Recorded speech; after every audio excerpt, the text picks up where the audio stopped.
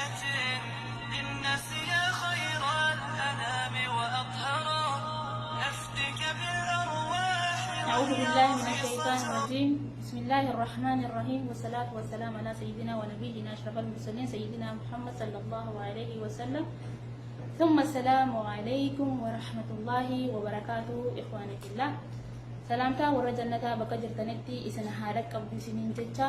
إخواني في الله، إن شاء الله أرانتنا ونيني قبل إعرفه يرى مراس الدورة كتابة خنا كوي سنين ملتو نيرتين زيادة إن شاء الله يوم كتابة كتابنا كون كتاب سينا رسول الله صلى الله عليه وسلم لو ترى هنگا نبي ماجا لو ترى هذا دعاء جورا كتابنا كون بفا أفان أروموتين براهة جورا كتاب خنا خيستي وإجو تجرا وان قرتي حفظوا بالله هدو بريدا جورا أما اللي نما تفسير إساء جزي أفان عربي تدي بسلة هدو نما لا فتو تجرا ثانيا ختامنا من أفان أوروموتين بري فمن ما أفان أوروموتين اللي قلت دبسوا من دنتين سجل الأم بريدارا أما اللي نما أفان عربي اللي هندنتين أفان أوروموتين براه بجرا ختامنا من بفا أفان أوروموتين لو ترى هنجنا بيجمع هنجو قبل جرا كتاب خنا قلت نمني منا أبو حفظون والله هدو برباجي سادا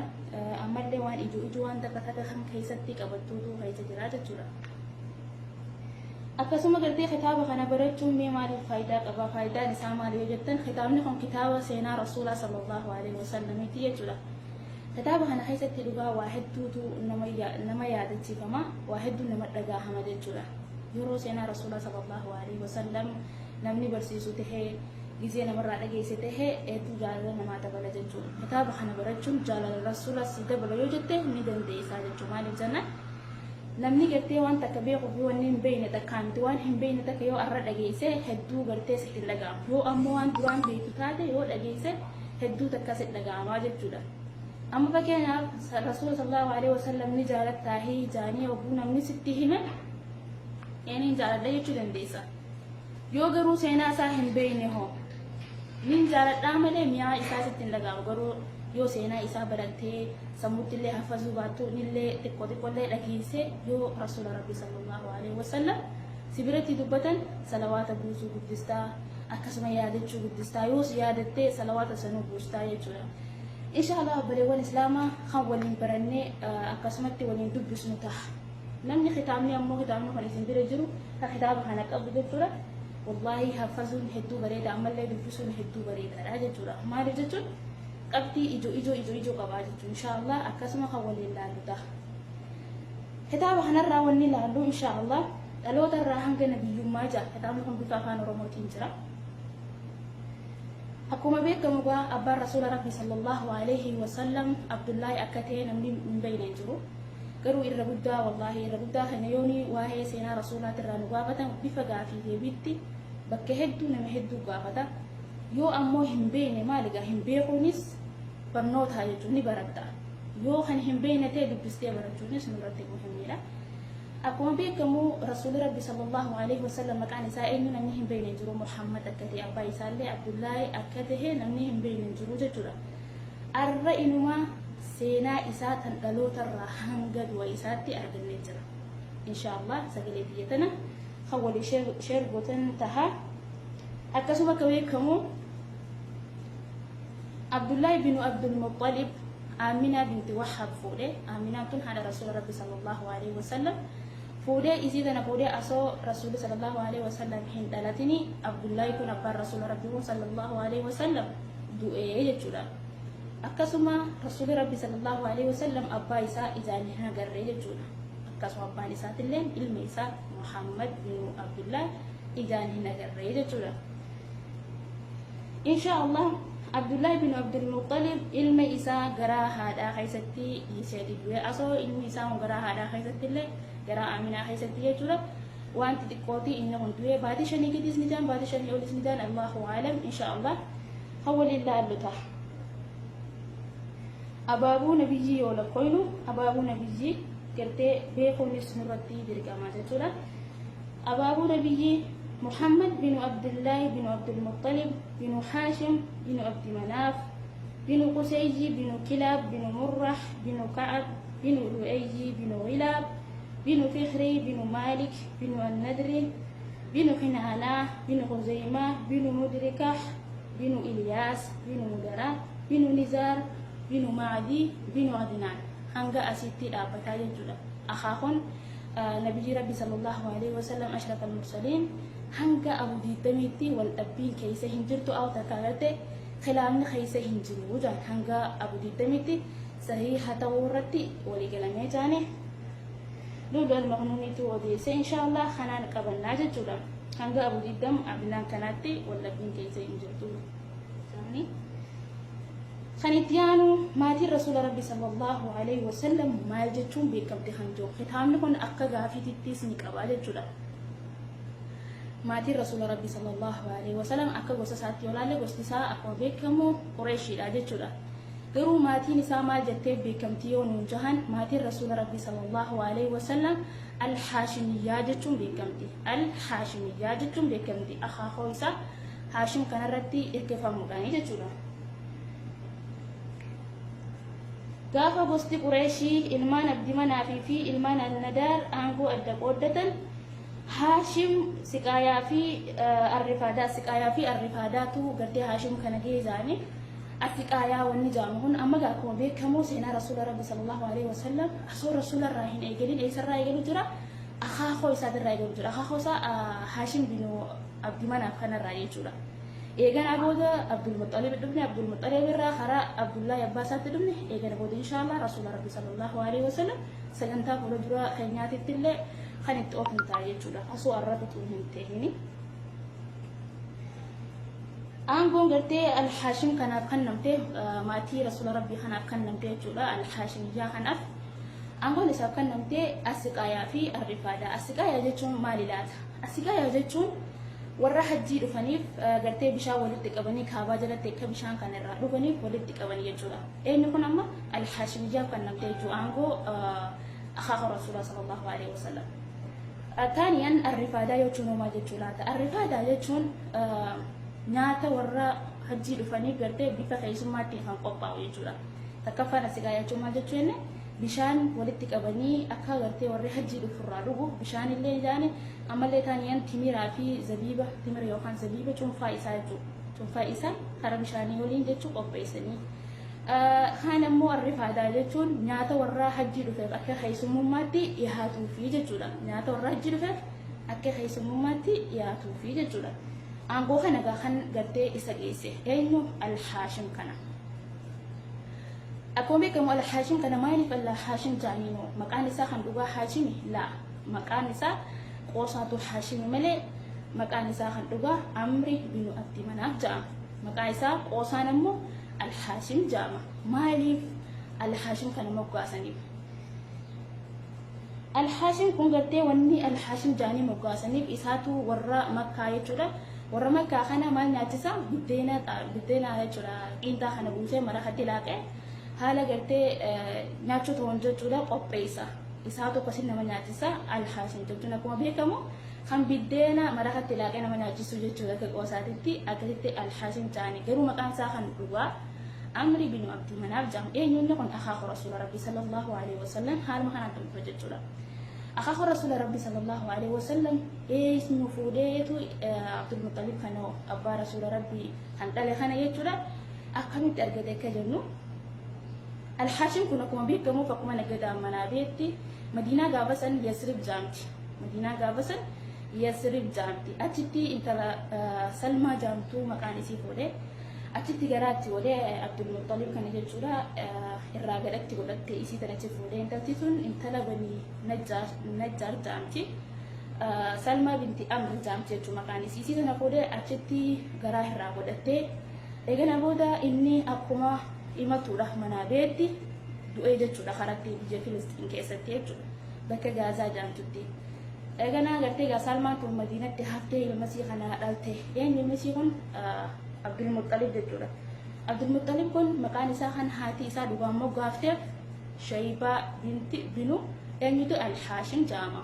شيبة بنو الحاشم جامع خن هاتي سا مكان غافتي عبد المطلب متي جتشو شيبة كوني أكمل عبد المطلب كان فلات خنجه شيبان كن دران أي سجرا مدينة جرا جتوا على سابرة eega nagaa eega abbaan isaa akka gartee manaa beetti du'ee booda eenyonni Haashim kun jechuun maqaan isaa kan dhugaa Amri bin Abdi Manaaf jedhama.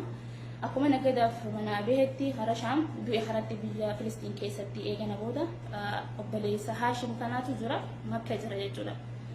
Akka obboleessi isaa Madiinatti fuudhee dhalee gartee dhagee dhufee Shaybaa kana jechuudha. Shaybaan kun eenyu adeera akhaaf rasuula rabbiiti jechuudha. Dhufee Madiinaadhaa fuudhee asoo gaalarra kaayee karaa Makkaa deemuuni uummanni Qureeshii Qureeshii jechuun uummata seeyaadhaan haasa'u jechuudha. Uummata dubbii takka asoo hin dhufne haasa'u jechuudha irraa bolootti faayachaa.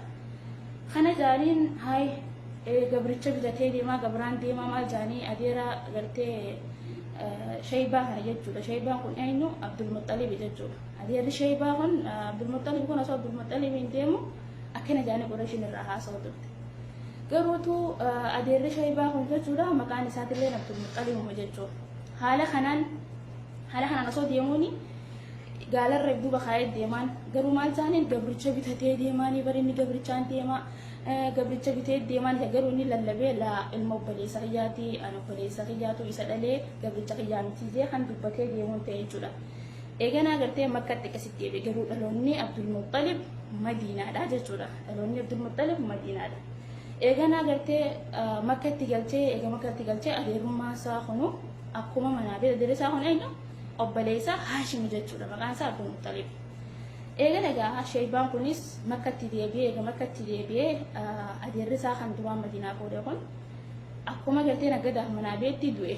Obbuutu achumatti Abdul Muttalib kun aangoo adeera isaa san dhaare jechuudha. Aangoon adeera isaa maali? Asiqaayaa fi akkuma beekamu taraa duraa ibsinetti arrifaadaa gartee warra hajjii dhufaniif nyaata qopheessuu bishaan qopheessuu kanaa jechuudha. Waan gurguddoo gaafa san jiru Abdul Muttalib keessatti mul'ateerra. Bishaan Zamzam kana Abdul Muttalib kun akkuma rafeen hirriba keessatti bakka bishaan kun jiruu fi akkatti qotu gartee sagalee wahii manaamaan isatti dhagaamte. Haala kana gartee sagalee dhagaamte kanarra deemee bishaan Zamzam sanillee qotee Qureeshilleen achitti hiraarsuu turte. Abdul Muttalib kana jechuudha. Nuun maqaa irra walii yaamamaa akka bichaa keetii yaamamtaani nuti sirra yaamamuu qabnaa jaanii gaafa san keessatti Abdul Muttalib adeera Rasuula Rabbi sallallahu alaihi wasallam ashrafal mursaliin adeera isaa tokko bichaa jiraaf ture. Abdul Muttalib jechuudha. Abdul Muttalib kanaaf eenyu adeera Rasuula Rabbi tokkicha Al-Haaris bichaatu jira ture. Al-Haaris kun hangaba isaati jechuudha. Gaafa kana keessa Abdul Muttalib way silaan ilmaan hedduu qabaadhee silaa ayyee uummata Qureeshii kanarraa dhoorkan jireetti gabbuu ture. Kana keessatti duuba maal jeenni qodaa qode jechuudha. Qodaa akkuma gartee shari'aa islaamaa keessatti qodaa qoduun gaarii miti. Gaagiin innillee islaamaa ta'ee osoo hin ta'in akka shari'aa islaamaa keessatti qodaa qoduun gaarii miti. Yoo qodamallee ta'aa rabbii keessatti qodaa qodutu bareeda. Irra caalaan ammoo qodaa kana dhiisu Abdul Muttalib akkuma beekamu gaanamee ni beeka jee yaada. Inni gin qodaa qodee kana maal jee qode beeytani. Yoo yaa rabbi hayya ilmaan hedduu naa kannite ilmaan fudhannaa kannite kana keessa ni qalaa jee yaade. Tokko kaabaa jala geesseetiin achitti gurree galata siif galchaa jeeti qodaa qode jechuudha.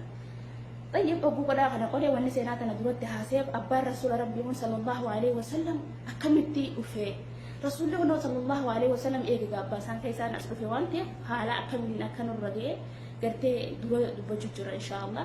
Silaa seenaa isaatti gamasiillee eegaluu namaaf fedhe kana isin dhageessisuuf jechuudha. Abbaan isaa kana abbuu kana hixaan abbaan isaa qodaan inni dura gartee irra kaayee kun abbaa Rasuula Rabbi sallallahu alaihi wasallam irra buutee jechuudha. Qodaan tun maali beektani? Yooni ilmaan hangan argatte tokkicha tokko irraa hin qalaa kaabaa jala geessee jedhe. Ilmuun namaa qaluu deemaa beekasadha.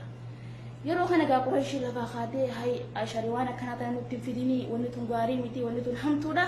Akkamitti qaltaa je'eetii gaa jaanii uummanni Qurayshii irra walii galanii kun maqaa keenyaa miti jaanii jechuudha. Kana gaa raayituu bira dhaqanii raayituu bira gizee dhaqan hayyee waan akkanaa irraa gaafatan. Raayituun gaafasanii maal jetteen? Eega gartee qaluun irraa oolamte hixaa muran jechuudha. Gaalaa fi Abdullahi kana gidduutti hixaa kaan jechuudha. Hixaa wahii maal jechuudha? Yoo hixaan kun Abdullahi irra bu'e gartee gaala 10 dabalaa. Yoo gaala irra bu'e immoo gaala san qalaa badaala jechuudha. Asoo Abdullahi hin qalle badaala silaa kasin muruu deemanii. Yeroo kana gaa hixaa muran Abdullahi umarra bu'e. Hixaa muran Abdullahi umarra bu'e. Yeroo Abdullahi irra bu'e kana gaala 10 dabalan gaala 10 dabalan. Asoo uffaniti gaala dhibbaan gahan jechuudha. Oguu gaala dhibbaan gahanii rabbiin gartee wanti rabbuuse gaala rabbuuse. Haala kanaan abbaan rasuula rabbi sallallahu alaihi wasallam qalmiinsa jalaa bahee jechuudha. Silaa Abdul Muttalib abbaa rasuula rabbi hangorra kutee jechuudha. Qureeshiitu jalaa dide malee kun maqaa keenyaa miti haynutti hin qalinii jaanii. Haala kanaan egaa Abdul Muttalib ilma isaa Abdullahi haala kanaan jalaa bahee jechuudha. Isa jalaa hanga gaala dhibbaatitti oofanii jechuudha. Abdul Muttalib kun jiruu isaatitti wanni gartee Aaminaadhaaf dhiisee du'e jiruu isaa keessatti jechuudha. Wanni inni dhiisee du'e gaala 5 fi re'ee muraasa wahii dhiisee du'e jechuudha. Haala waan ta'e hin qabne jechuudha. Eegan agartee gabrittii Habashaa Ummu Eeyman kana maqaa irra guddaan keessanillee anillee jechuudha haffazu qabna. Ummu Eeyman kana maqaan isii eenyu laata? Ummu Eeyman beekanillee Ummu Eeyman ittiin beekatu garuu maqaan isii kan dhugaa Barakaa jaamti jechuudha gabrittii Habashaa kana jechuudha. Ummu Eeyman tanaa fi gaala 5 fi re'ee muraasa kana dhiisee du'ee jaan abbaan rasuula rabbi sallallahu alaihi wasallam. Taaniyan guyyaa rasuula rabbi sallallahu alaihi wasallam dhalate.